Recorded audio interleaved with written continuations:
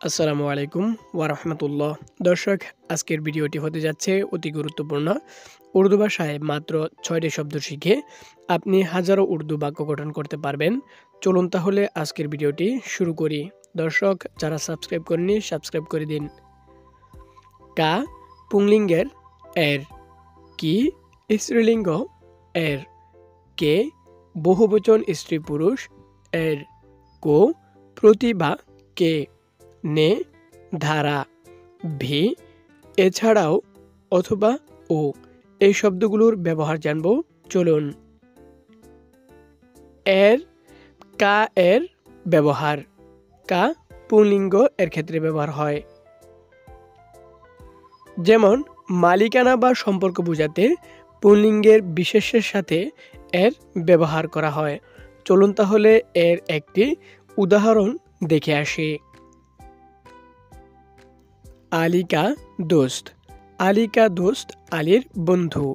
এখানে কাটি পুংলিঙ্গের ক্ষেত্রে ব্যবহার হয়েছে। কি স্ত্রীলিঙ্গ এর ব্যবহার। চলুন দেখে আসি।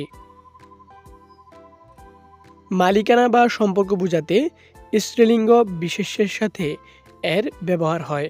চলুন এর একটি উদাহরণ দেখি। ফাতেমা কি কিতাব। ফাতেমা কি কিতাব ফাতেমার বই। এখানে কি শব্দটি স্ত্রীলিঙ্গ হিসেবে ব্যবহার হয়েছে।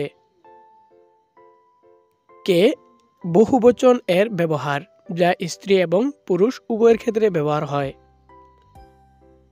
বহুবচন স্ত্রী ও পুরুষ এর বিশেষ্যের সাথে মালিকানা বোঝাতে ব্যবহার হয়।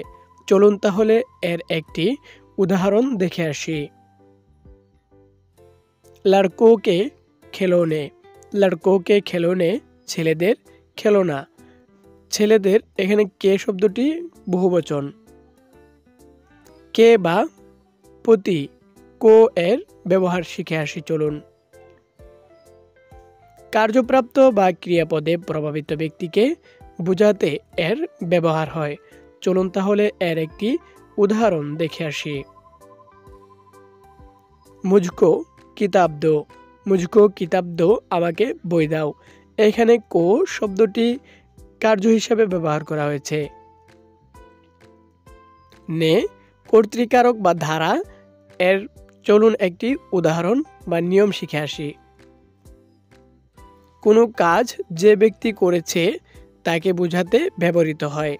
চলুন এর একটি উদাহরণ দেখে আসি।